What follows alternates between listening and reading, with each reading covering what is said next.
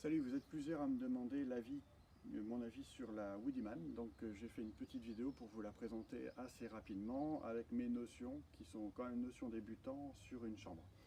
Euh, Moi j'ai excessivement pratiqué l'argentique en moyen format avec le Blade, le Rolleiflex, mais je voulais partir sur une chambre pour différentes raisons, parce que le grand format m'intéressait, les bascules, les mouvements, toutes ces choses-là. Donc j'ai commencé à m'intéresser un petit peu à différentes chambres qui existent sur le marché, en commençant par les 4-5.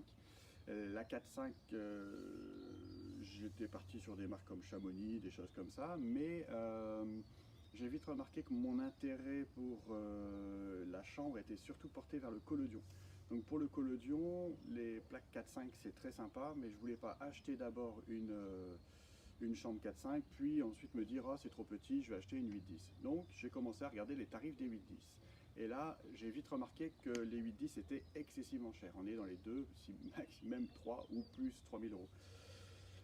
La Woodyman, c'était une alternative. De toute façon, je vais donner toutes les marques que j'ai pu voir, parce que je ne suis pas non plus là pour dire de, je suis pas payé par Woodyman, quoi. Hein, donc voilà, j'ai vu aussi l'Intrépide Caméra. L'Intrépide Caméra, c'est celle qui est faite par les Anglais. Très sympa, très jolie sur le papier. Après, j'ai pu la voir chez quelqu'un qui m'a montré son utilisation aussi sur du collodion avec une Intrépide Caméra qui fonctionne très bien, mais que j'ai trouvé un petit peu, pour dire le terme, un peu branlante, quoi, quand même. Hein, un petit peu, elle bougeait un petit peu de partout. Il fallait quand même revoir la visée avant de recommencer. On pouvait pas vraiment, on peut bloquer toutes les vis, tout ça, etc. Mais il valait mieux encore revoir un petit peu sa netteté sur le dépoli avant de remettre le châssis, ce qui fait encore perdre du temps au niveau du collodion ou même quand on a fait une belle prise de vue en paysage. C'est une création française, ça pour moi c'est hyper important. Et faire travailler des personnes donc dans l'artisanat aussi motivées, parce qu'en discutant avec lui, c'est une personne pour moi qui est aussi passionnée que moi par la photographie. Et donc c'était très intéressant de pouvoir, dans un sens, lui passer commande. Et je dirais que je préfère que mon argent aille vers lui que vers d'autres personnes et vers des grosses sociétés. Voilà, je vais vous présenter rapidement, donc avec mes connaissances, la Woodyman. Hop, donc vous avez quelques petites vis à sortir. Voilà, on la fixe de chaque côté. Alors bien sûr, on n'a pas directement le 90 degrés, on le vérifie nous-mêmes.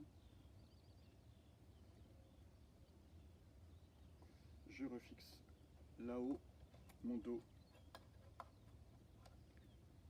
est fixé. Ensuite, alors ça se déclenche pas tout seul, il faut, voilà, tout simplement venir. En fait, vous avez le soufflet qui est un petit peu indépendant, vous avez une petite vis devant. Alors bien sûr, à ce prix, le tarif de la Woodyman commence à 810 euros. Par rapport aux 2000 ou 3000 que je vous disais tout à l'heure, par rapport à des Chiara, des Chamonix, enfin il y a encore, hein, il y en a encore plein d'autres marques. Je ne parlerai même pas des plus grosses marques qui ne sont pas du tout dans mon budget, auxquelles je ne me suis même pas intéressé. On verra plus tard, si l'occasion le veut. Donc j'ai remonté l'avant, je fixe la partie avant. Là vous avez des rainures. Après je montrerai un petit peu rapidement une petite vidéo supplémentaire pour voir les détails en elle-même de la chambre. Vous avez donc des petits traits pour dire de voir vraiment où est placé votre avant. Hop, voilà. Alors bien sûr au niveau des mouvements, tac, tac. Vous avez ensuite, bien sûr, mouvement, tac, tac, hop, hop. Moi, la mienne, je l'ai demandé en bois brûlé. Et je peux vous dire que c'est super, super beau par rapport à la base. Ça vous coûte 100 euros pour le bois brûlé. Après, vous pouvez l'atteindre de toutes les couleurs que vous voulez. Ça, c'est 50 euros. Vous avez le soufflet. Alors attention, les tarifs peuvent changer. Hein, j'en sais rien du tout. Hein. Vous avez le soufflet. Moi, j'ai choisi le soufflet rouge. Vous pouvez choisir de couleur. Mais de base, sinon, je pense qu'il est gris. Ensuite, vous avez... Alors, je vais vous donner les données techniques rapidement. vous avez. Alors elle fait 365 de longueur sur une largeur de 315. 360 avec les boutons, donc il faut compter 36 sur 36 cm. Je vais vous montrer quelque chose ensuite. Moi, une chose que j'adore sur cette chambre, c'est le dessous. Alors là, par contre, je vous montre le dépoli. C'est super intéressant. Moi, je trouve ça super bien fait aussi. Voilà, vous avez le dépoli en... Vous avez le dépoli donc en 8-10 pour ma part. Voilà. Ensuite, je vais vous montrer ensuite le dos réducteur. Je vous donne juste les petites spécifications donc, que je vous expliquais au début. Je les reprends rapidement parce que c'est du... tout est noté. Donc voilà, alors vous avez, elle fait 3,5 kg. Vous avez une extension minimum de 90, maximum de 600.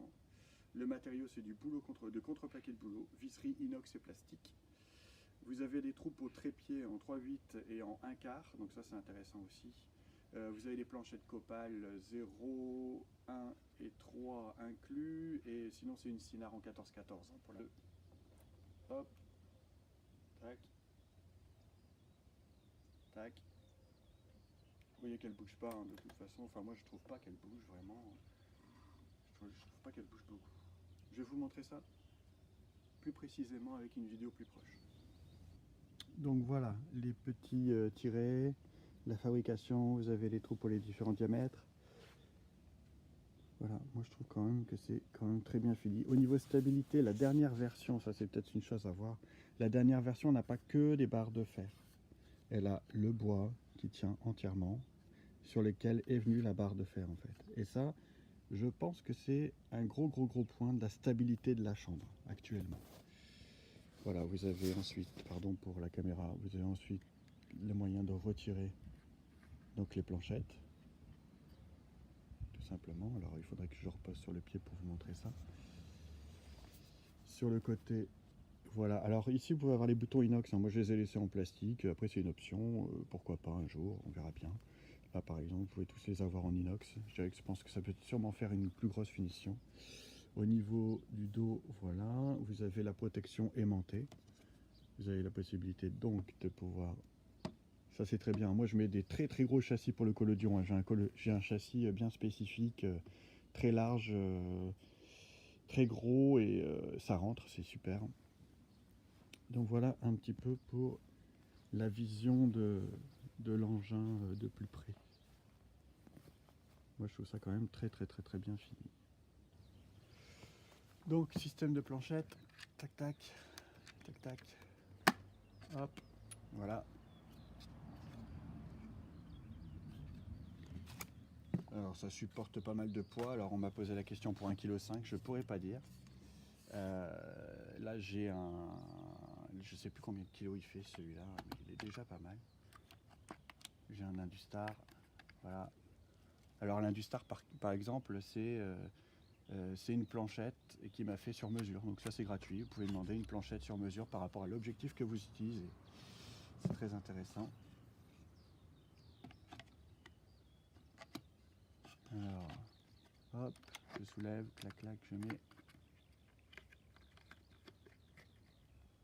Vous voyez, je trouve que là voilà, je fixe bien, mais pour ma part, je pense que c'est quand même assez stable.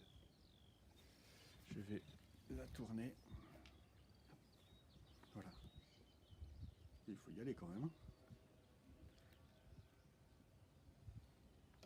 Alors au niveau du dos, je vais vous montrer le dos. Voilà. Et moi j'ai donc pris l'option avec le dos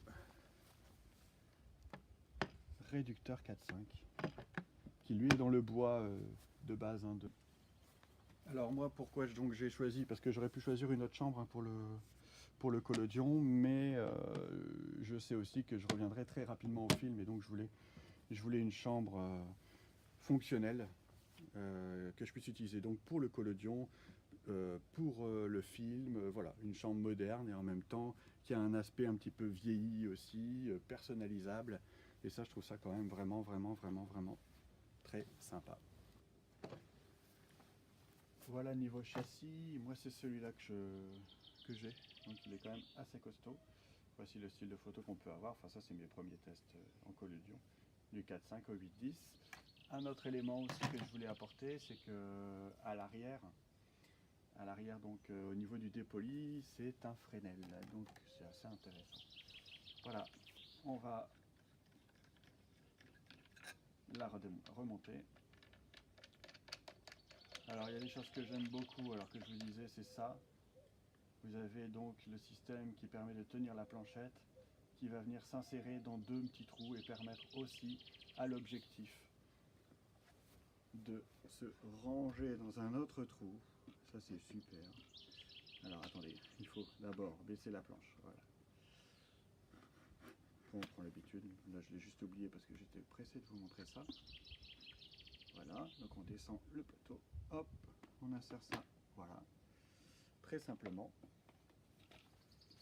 Je desserre. Je desserre. Je viens. Voilà. Tout simplement. Je vais remettre ma protection pour mon dépoli. Voilà. Ce que j'aime aussi, c'est pouvoir la porter comme ça. C'est assez sympa, quoi. Et ici, vous avez, donc là, je dois serrer, au moins, elle ne bougera plus. Ce que j'aime, c'est ceci. C'est vraiment le style aussi de la chambre comme ça, quand elle est repliée. Vous avez vraiment cet aspect avec ces deux. Voilà, je trouve que c'est original. Ça a été bien pensé. Ce rond, tout ça et tout. Voilà, c'est...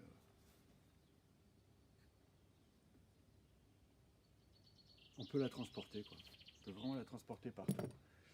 Donc bien sûr, on peut la transporter partout comme une chambre 8-10. Hein, on est d'accord. Hein. Voilà, j'espère que cette petite présentation vous a plu, que voilà, ça vous permettra d'en savoir un petit peu plus sur cette chambre que moi je trouve vraiment d'un super bon rapport qualité-prix. Je dirais même d'abord la qualité à l'avant. Le prix vient bien sûr ensuite, mais je le trouve vraiment très bon par rapport à ce qu'on peut trouver en 8-10 actuellement sur le marché. À vous de vous lancer, prenez les renseignements auprès de Willy Woodyman Project. Et si vous avez des questions, n'hésitez pas à m'envoyer un petit mail à sebastienbeguin@gmail.com ou venez sur mon Facebook, je discuterai facilement avec vous sur Messenger pour avoir d'autres informations parce que tout ne me vient pas en tête comme ça. N'hésitez pas à visiter mon site aussi, hein, sebastienbeguin.com, pour voir un petit peu ce que j'ai déjà fait. Vous verrez rien du tout en grand format vu que je ne suis qu'au commencement et que je ne mets pas tout non plus comme ça. Après vous avez les Instagram et là dans ces cas-là vous pouvez vraiment suivre tout ce que je fais au jour le jour. A bientôt.